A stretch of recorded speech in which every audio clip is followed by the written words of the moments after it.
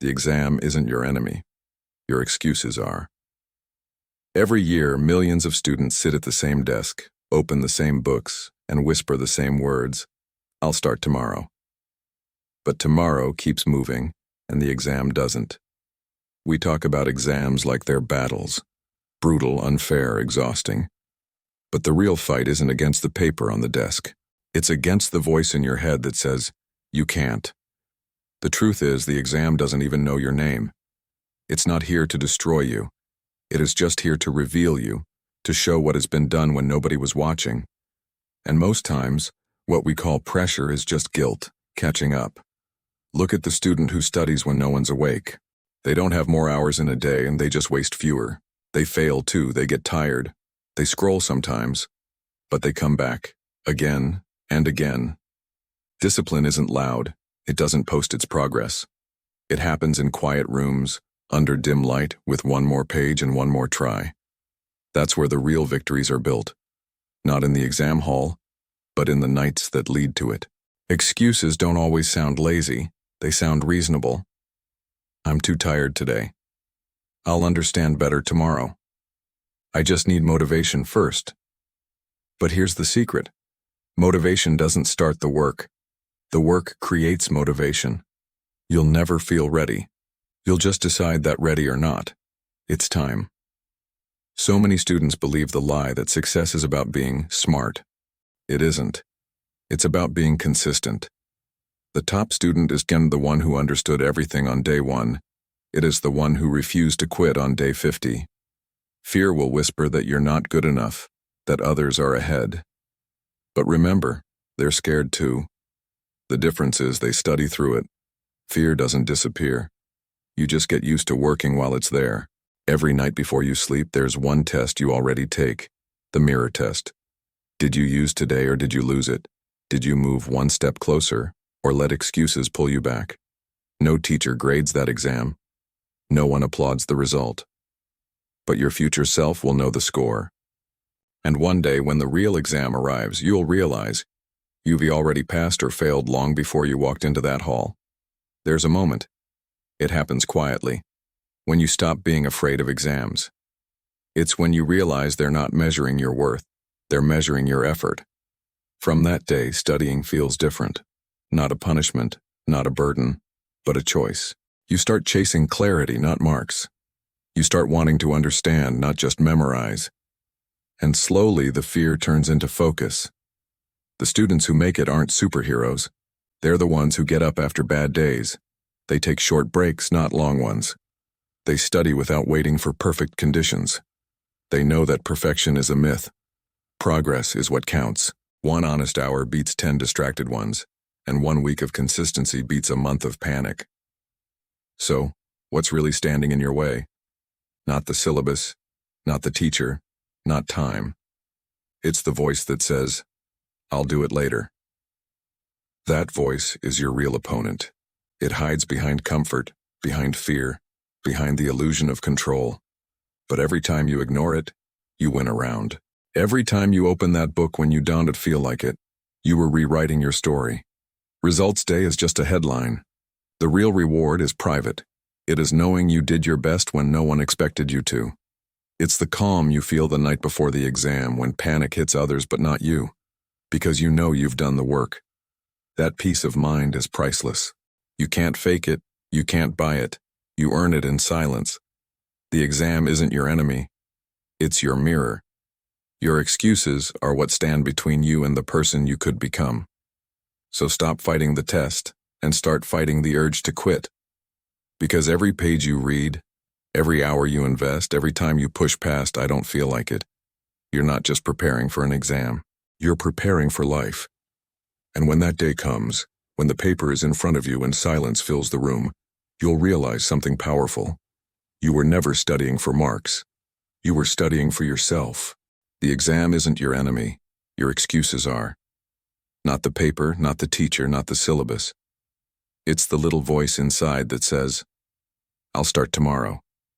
The same voice that promises comfort now and delivers regret later. You've fought it before.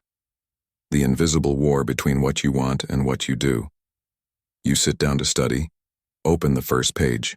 Then suddenly remember to check your phone, your messages, your mood. That's not laziness, that's resistance. And resistance wears the mask of rest. It whispers, you deserve a break. But it never tells you when the break ends. The exam isn't the hard part. The hard part is showing up every day when no one is watching. Excuses are smart. They don't shout. They reason. They say you work better under pressure, or you'll study properly once you're in the mood. But here's the truth. Pressure doesn't make you productive. It makes you desperate. And moods are unreliable. They change faster than you can refresh your feed. Every successful student learned one skill above all: how to act without waiting to feel ready. There's a strange comfort in delay. You think you're buying time, but really you're selling peace of mind. Each day you skip adds invisible weight.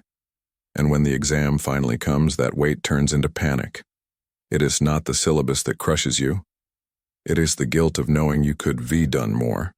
You can't study peacefully when you've betrayed your own potential. We love to look sideways, at toppers, at friends who get it faster, at the one who finishes early or the one who never seems to struggle.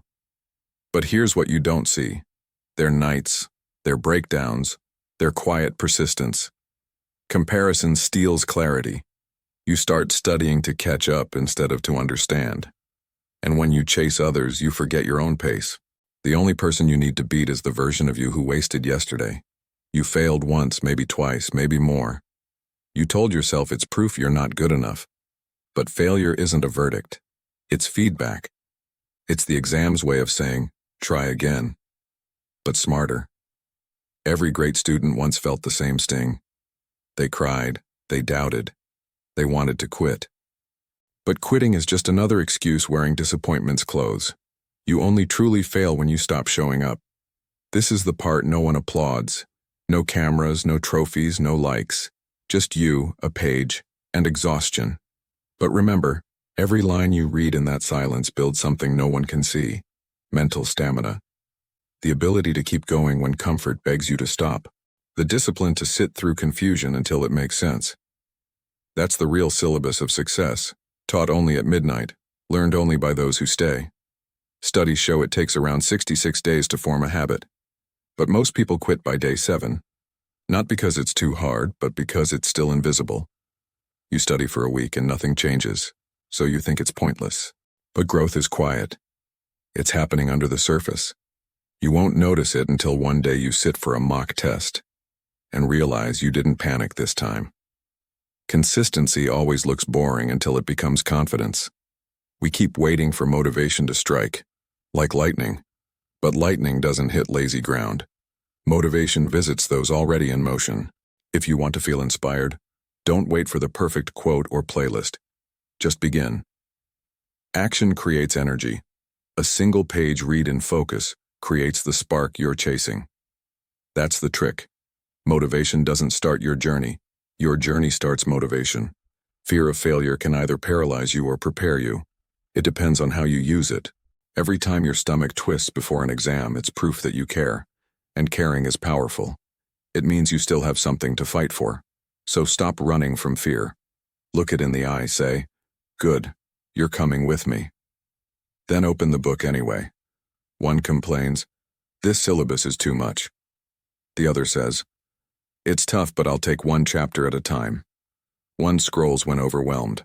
The other takes a walk, then returns to try again. One says, "I'll start tomorrow." The other whispers, "Today's small step is still progress." A year later, they both sit for the same exam. But only one sits with calm, because they already fought the real battle, with themselves. You don't need to conquer the whole syllabus in one night. You just need to conquer the next 30 minutes. Success is built in fractions. One paragraph, one page, one topic at a time. Celebrate small wins. They're not small. They're proof you're moving. And every small win builds belief, the rarest fuel of all. Belief doesn't come from results. It comes from repetition. There comes a point, right before the final stretch, when you'll feel like giving up.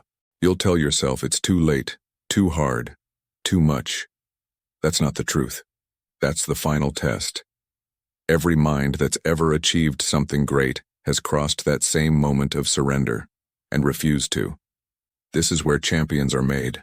Not in classrooms, not in results, but in quiet defiance against giving up. Some smile, some cry, some shrug and move on. But the truth? The marks don't define you and the effort does. Because long after grades fade, discipline stays. And discipline will carry you through things far tougher than exams, heartbreaks, failures, losses, life itself. The habits you're building now are not just for a test. They're for every moment where you'll need courage without applause,